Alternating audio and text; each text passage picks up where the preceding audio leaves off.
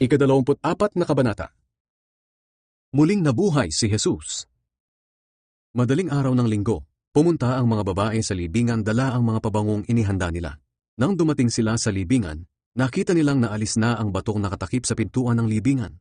Kaya pumasok sila sa loob, pero hindi nila nakita ang bangkay ng Panginoong Jesus.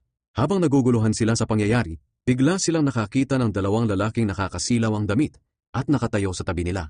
At dahil sa takot, napayuko sila sa lupa. Tinanong sila ng mga lalaki, "Bakit ninyo hinahanap ang buhay dito sa mga patay? Wala na siya rito. Nabuhay siyang muli. Hindi ba sinabi niya sa inyo noong nasa Galilea pa siya, na ang anak ng tao ay kailangang ibigay sa masasamang tao at ipako sa krus, pero mabubuhay siyang muli sa ikatlong araw?" At naalala ng mga babae ang mga sinabi ni Jesus. Kaya umuwi sila at ibinalita ang lahat ng ito sa 11 apostol at sa iba pa nilang kasamahan. Ang mga babaeng ito ay sina Maria na taga Magdala, Juana, Maria na ina ni Santiago, at ang iba pang mga babaeng kasama nila. Sinabi nila sa mga apostol ang nakita nila, pero hindi naniwala ang mga apostol dahil akala nila ay gawa-gawa lang iyon ng mga babae. Ganoon pa man tumakbo si Pedro at pumunta sa libingan. Pagdating niya roon, sumilip siya sa loob, pero wala siyang nakita, kundi ang telang linen na ipinambalot sa bangkay. Kaya umuwi siyang nagtataka sa pangyayari. Ang nangyari sa daan na patungong Emmaus. Nang araw ding iyon, may dalawang tagasunod si Jesus na naglalakad papuntang Emmaus. Ang layong ito ay may 11 kilometro ang layo mula sa Jerusalem. Pinag-uusapan ng dalawa ang mga pangyayaring naganap kamakailan lang. Habang nag-uusap sila at nagtatalo tungkol sa mga bagay na iyon, lumapit sa kanila si Jesus at nakisabay sa paglalakad. Hindi nila siya nakilala dahil itinago ito sa kanilang paningin. Tinanong sila ni Jesus, "Ano ang pinag-uusapan ninyo habang naglalakad kayo?" Tumigil sandali ang dalawa na malungkot ang mga mukha. Sumagot ang isa na ang pangalan ay Cleopas. "Siguro, sa lahat ng dumadayo sa Jerusalem, kayo lang ang hindi nakabalita tungkol sa mga nangyari roon kamakailan." Nagtanong si Jesus sa kanila, "Bakit? Ano ang mga nangyari?" At sumagot sila, "Ang nangyari kay Jesus na taga Nazaret, isa siyang propetang makapangyarihan sa paningin ng Diyos at ng mga tao, at pinatunayan ito ng mga gawa at aral niya. Inakusahan siya ng mga pinuno namin at ng mga namamahalang pari upang mahatulang mamatay, at ipinako siya sa krus. Umasa pa naman kami na siya ang magpapalaya sa Israel mula sa kamay ng mga taga-Roma. Pero ikatlong araw na ngayon mula nang pinatay siya. Pero nagulat kami sa ibinalita sa amin ng ilang babaeng kasamahan namin na maagang pumunta kanina sa libingan. Hindi nila nakita ang bangkay ni Jesus, pero nakakita raw sila ng mga anghel na nagsabing, 'Buhay si Jesus.' Pumunta rin sa libingan ng ilan sa mga kasama naming lalaki, at nakita nila na wala nga roon ang bangkay, gaya ng sinabi ng mga babae.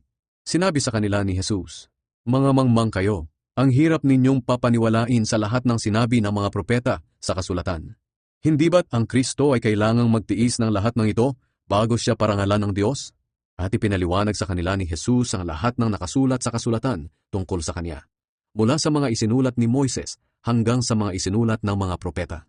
Nang malapit na sila sa Emmaus na pupuntahan nila, nagkunwari si Jesus na magpapatuloy sa kanyang paglalakbay, pero pinigil nila siya at sinabi, "Dito na muna kayo tumuloy sa amin, dahil palubog na ang araw at dumidilim na." Kaya sumama siya sa kanila. Nang kakain na sila, kinuha ni Jesus ang tinapay at nagpasalamat sa Diyos. Pagkatapos pinaghati-hati niya ito at ibinigay sa kanila. Nabuksan ang kanilang mga paningin at nakilala nila si Jesus. Pero bigla siyang nawala sa kanilang paningin. Sinabi nila, "Kaya pala ang ganda ng pakiramdam natin habang kinakausap niya tayo sa daan at ipinapaliwanag sa atin ang kasulatan." Noon din ay bumalik sila sa Jerusalem. Nadatnan nilang nagtitipon ng 11 apostol at ang iba pa nilang kasamahan. Pinag-uusapan nilang, "Muli ngang nabuhay ang Panginoon. Nagpakita siya kay Pedro." Ikinuwento naman ng dalawang galing Emmaus ang nangyari sa kanila sa daan at kung paano nila nakilala si Jesus nang paghati-hatiin niya ang tinapay. Nagpakita si Jesus sa mga tagasunod niya. Habang pinag-uusapan nila ito, nagpakita si Jesus at tumayo sa kalagitnaan nila at binati sila. "Sumainyo ang kapayapaan." Pero nagulat sila at natakot dahil akala nila ay multo ang nakita nila. Kaya sinabi ni Jesus sa kanila, "Bakit kayo natatakot? At bakit kayo nag-aalinlangan? Ako talaga ito. Tingnan ninyo ang mga bakas ng mga pako sa mga kamay at paa ko. Hawakan ninyo ako at pagmasdan. Hindi ako multo. Ang multo ay walang laman at buto, pero ako ay mayroon." Pagkasabi niya nito, ipinakita niya sa kanila ang kanyang mga kamay at paa. Sa kagalakan nila at pagkamangha, halos hindi pa rin sila makapaniwala. Kaya tinanong sila ni Jesus, "Mayroon ba kayong pagkain dito?" Binigyan nila si Jesus ng isang hiwa ng inihaw na isda. Kinuha niya iyon at kinain sa harap nila. Pagkatapos sinabi niya sa kanila, "Sinabi ko na sa inyo noong magkasama pa tayo na kailangang matupad ang lahat ng nasusulat tungkol sa akin sa kautusan ni Moises, sa mga isinulat ng mga propeta at sa mga salmo." At binuksan ni Jesus ang isip nila upang maunawaan nila ang kasulatan. Sinabi niya sa kanila, "Ayon sa kasulatan, kailangang magtiis ng hirap at mamatay ang Kristo, ngunit muling mabubuhay sa ikatlong araw. At dapat ipangaral sa buong mundo mula sa Jerusalem na sa pamamagitan niya ay patatawarin ng Diyos ang nagsisisi sa kanilang mga kasalanan. Kayo ang mga saksi sa mga bagay na ito. Isusugo ko sa inyo ang banal na espiritong ipinangako ng Ama. Kaya manatili muna kayo rito sa Jerusalem hanggang sa dumating sa inyo ang kapangyarihan mula sa langit." Ang pag-akyat ni Jesus sa langit. Pagkatapos, isinama sila ni Jesus sa Betania. Pagdating doon, itinaas niya ang mga kamay niya at pinagpala sila. At habang pinagpapala niya sila, iniwan niya sila at iniakyat siya sa langit.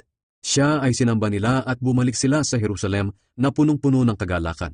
At palagi silang nasa templo na nagpupuri sa Diyos.